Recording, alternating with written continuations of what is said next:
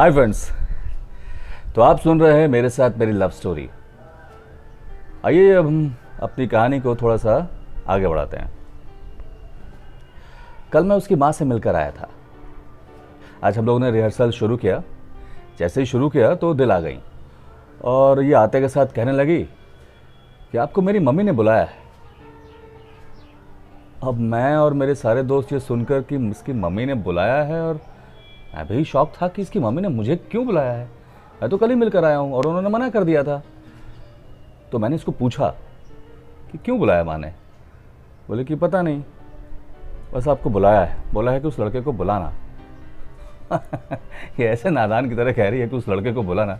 तो मैंने कहा कि ठीक है, चलो चलते हैं।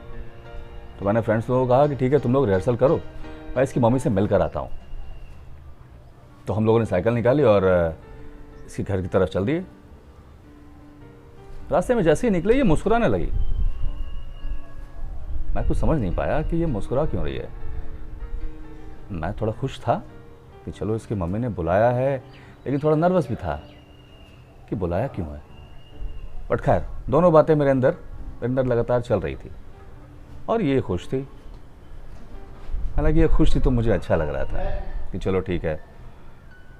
फिर हम लोग निकल पड़े और इसके घर की तरफ पहुंच गए। जैसे इसी घर पहुंचे, इसकी मम्मी ने बड़े प्यार से मेरा स्वागत किया और बोला, जैसे ही घर पहुंचा तो बोलती है, आइए आइए बेटा, आइए आइए। मैं शौक कि आंटी जी कल तक तो कुछ और बोल रही थी और अभी अचानक से आइए आइए बेटा। तो मैंने भी कहा प्रणाम, और मेरे मुंह से माँ निकल गया फिर से। मैंने कहा जी प्रणाम। फिर हम एंटर हुए घर के अंदर और मुझे बैठने के लिए कहा गया, मैं बैठ गया। तो फिर इसकी माँ ने मुझे बोलना शुरू किया। पहले हाल समाचार पूछा कि कैसे हैं आप, कैसा चल रहा है प्ले आपका। मैंने कहा ठीक है, अच्छा जा रहा है। मैं अंदर सोच रहा था कि आखिर ये जानना क्या चाहती हैं और क्यों बुलाया है। 2 मिनट वो चुप रही। उसके बाद कहा कि सुनिए, मैं इसको प्ले में जाने दूंगी, लेकिन मेरी एक शर्त है। मैंने कहा शर्त? बोली हाँ, ये कोलकाता है और कोलकाता बहुत दूर है और मैं इसको अकेले जाने नहीं दूंगी। मैं भी इसके साथ चलूंगी। अब उनका इतना बोलना था कि मैं भी इसके साथ चलूंगी, तो मैं एकदम, मैंने कहा कि आप साथ चलेंगी तो आंटी मुझे कॉलेज में पूछना पड़ेगा और प्रिंसिपल सर से पूछना पड़ेगा, क्योंकि सिर्फ जाने की परमिशन प्ले की ही सिर्फ स्टूडेंट्स को है और किसी पेरेंट्स को नहीं है। उन्होंने कहा तो क्या हुआ, मेरी बेटी कभी अकेले नहीं गई है और ये पहली बार कहीं कुछ कर रही है, तो मैं भी देखना चाहती हूँ कि ये क्या कर रही है।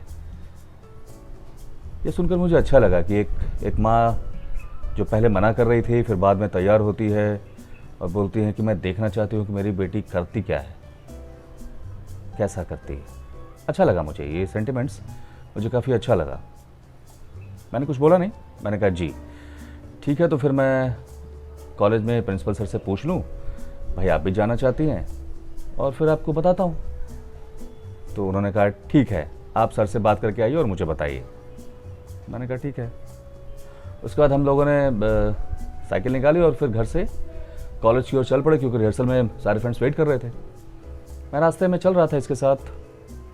मैंने इसको कुछ बोला नहीं, सिर्फ से इतना ही पूछा कि आखिर माँ क्यों जाना चाहती हैं, क्योंकि मैं ये सोच रहा था कि अगर मम्मी जाएंगी तो फिर मैं अपनी बात कैसे करूँगा इससे।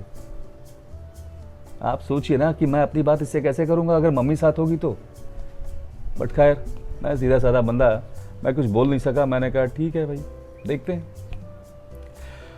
तो दोस्तों, कहानी आज की यहीं तक।